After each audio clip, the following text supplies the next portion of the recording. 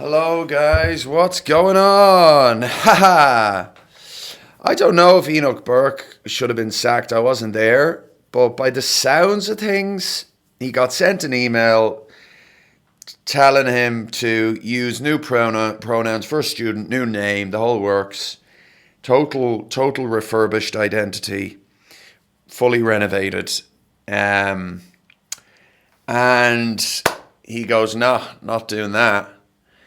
And I think that's what he should have done. You know, he does have his right to his religious beliefs. And in the Bible, it says God created man and woman. He created man from the dirt and woman from the rib. And that's the end of it. And so what Enoch did instead of that is kind of, it seems, went a bit mental. Like, he interrupted. He did the stand up and talk in the middle of bloody service, by the sounds of things. And then after that service, he confronted the principal and was so close to her face as he was saying his views that she claimed she felt his spittle on her cheek. So it's like, you got to know how to handle things. Even if you're right, you got to do it right. And that's not maybe the right way of doing things. Now, here we have his younger brother, Elijah Burke. Of course, he's been in jail for 500 days and all the rest of it. We have Elijah Burke now. And he does the stand up and talk at some event with Connolly. And in Irish politics, she's running for the Irish presidency. In Irish politics, there is an unwritten rule that everything has to be super boring. There is a veneer of politeness which needs to be spread on the event. And this veneer of politeness is almost framed as being morally superior to the Americans. No, not in my book. What I think it is cowardice to confront the elephant in the room. What could you possibly mean? Well, for ages, kids were being raped in Ireland, like by priests. The church had a sort of a ownership of the Irish minds. And Irish people seem to have, in my colloquial experience, an unhealthy, toxic desire to fit in and to not lose friends. So, with kind of progressivism now, which kind of seems to dominate the establishment media, the establishment politicians and whatever, can we trust Irish people to tell us how they fucking feel? I don't know. You know who we can trust, whether we agree with him or not? Elijah Burke. 18, 19, 20 years of age, stands up in front of 500 people, all of whom fucking hate his guts, and talks his shit. Speak for a second. Can I speak for a second? Elijah, what's it like to lose a presidential election? He does the stand up and talk in the middle of the thing. You might say, why didn't he just wait for the question segment at the end, which I believe we'll hear was on offer? Well, he's kind of going, well, my question is going to be fucking answered, because my question is going to be about fun stuff. And what's going to be answered is, what do you take, Catherine Connolly, in your chicken fillet roll at the deli? And have you ever split the G? That's the type of shite that they're more interested in. Somebody shouts out, what's it like to lose a presidential election? Irrelevant, guys. Irrelevant. What kind of rhetorical fallacy is that? You're bringing up somebody's past failure to say what you're saying is wrong. You've failed in the past, therefore whatever comes out of your mouth is wrong. What is that? An ad hominem, or what is that? That is a confession by that person that they can't handle failure in their own lives. You got to confront failure to succeed and to grow. Irish people, can't fail. Why do you think we need foreign money to prop up our economy? Because we can't fail unless you're from the south side of Dublin. Unless you're basically... And what happens if you do succeed? You're suddenly a West Brit because you don't spend all day thinking about the woes of the past. Anybody who stands up and has the bollocks to be hated, we got to admire. And this guy's laughing. And we're going to see a lot of laughing faces here from the student body. Catherine, can we speak? Can we speak? Because you say you're for free speech. These are pre-approved audience. This is a pre-approved questions. These are pre-approved questions. Okay. Catherine, can we talk? You say you're pro-free speech. This is what Catherine Connolly said before. Our republic couldn't allow questions to be put, and those that put questions were demonised and ostracised. Now, she isn't going to give him the opportunity to speak. But you could kind of see why. But in the hallway afterwards, she should have given him 5 minutes. I'll show you the hallway clip later, I think. So, Catherine, can I ask a question? Can I ask a question, Catherine? You were talking on Joe Bromley yesterday about the importance of questions and debate and all that. Catherine, can we ask a question? Can I ask you a question, Catherine? Sorry, Catherine. The questions you said on Joe Bromley yesterday, that all questions should be allowed to be asked freely. Catherine is here surrounded by Gardaí. I'm a student at the University of Galway. I'd like to ask you a question. There's no way there, please. We can't just have a talk here, no? No debate, no? No, she's protected by the Gardaí. There she is. She drives off.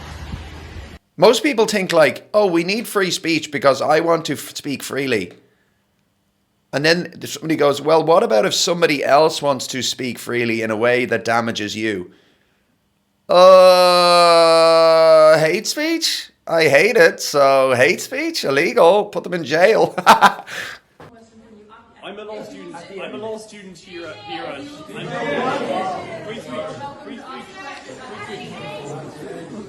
a law student here at the University of Galway, and tonight you're here because you want to be President of Ireland. And, as President of Ireland, your role will be to represent the people of Ireland. What I notice about what he's saying is the speed at which he's speaking is incredible. This guy's basically like Barack Obama. I mean, the composure. He's not speeding. He's composed. He's got an inner stillness. That's what's implied, at least, by the well-paced delivery. People of Ireland. What do you have to say tonight about... And the students are going, sit down, sit down, sit down. It's like, why? Enjoy the show. This is theatre. It's like if you're watching Othello and then Iago comes out and you all get up and leave because it's not very nice what Iago does to Othello in Shakespeare. That's the show. That's the fun. Like, surely the students should be encouraging, going, Catherine, own him. Tell him why he's wrong. You know what I mean? Dunk on him. He's 20, you're 60. Of Ireland. What do you have to say tonight about Enoch Burke, my brother, who was incarcerated for his belief on transgenderism? Do you believe that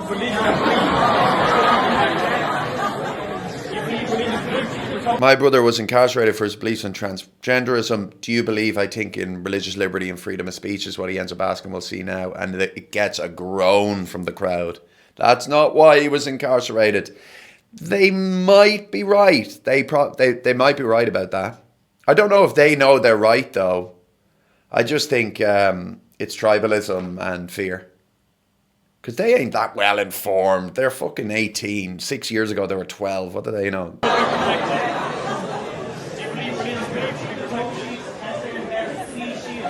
My question, sorry, tonight, just for Catherine, sorry.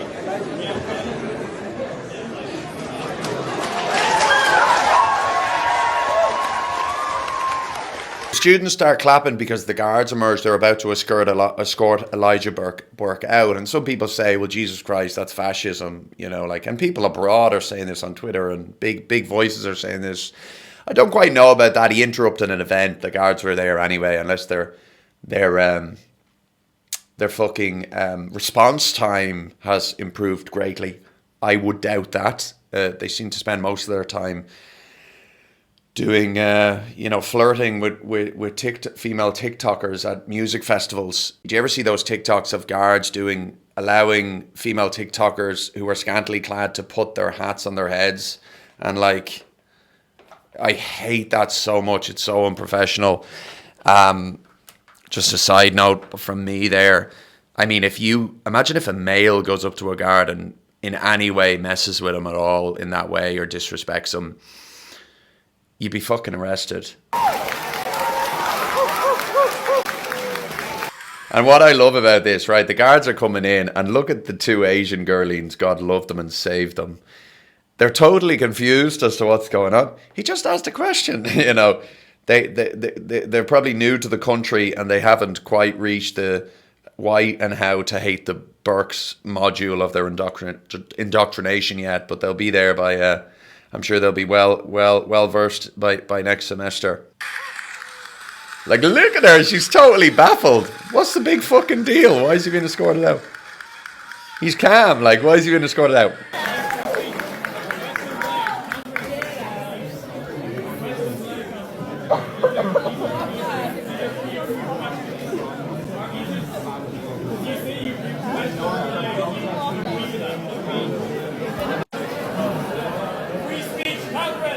And they're all clapping. I mean, the way Elijah Burke handles being escorted out by the guards, I really admire, because he seems a bit more cool-headed than the rest of the Burkes. The Burkes, to me, the rest of the Burkes are like Sonny from The Godfather. I mean, they're hot-headed, they're reckless. And when the guards arrive, as they always obviously do, you know, they shoot a fucking double leg. There ends up being a skirmish. They end up fucking... It's mental. Whereas Elijah Burke just kind of cuts his losses and says, listen, I've done my bit here. Live to fight another day. And I think that's wise. It's important to be likable, and I think he handled the situation quite well. The camera cuts to the cheering faces of the young NPCs. I recently did a bit on Patrick Keelty makes this great declaration on the Late Late Show for the importance of free speech after Jimmy Kimmel was sacked for lying about Charlie Kirk's shooter. Now, until yesterday, the biggest threat to Irish society was the spread of misinformation. Despite this clear hypocrisy, the Irish audience are like, yeah, free speech, so important, like really short memories just to fit in. And this, and they were all like in their 40s and 50s, but these kids are like this sort of the younger generation version of that. I mean, this is who you're fighting for when you worry about the future of the nation. It's like, who gives a shit? Like, we all are going to get what we deserve. So anyway, I thought that was all very cool, very interesting. Thanks for watching News of the Week. I'll see you later.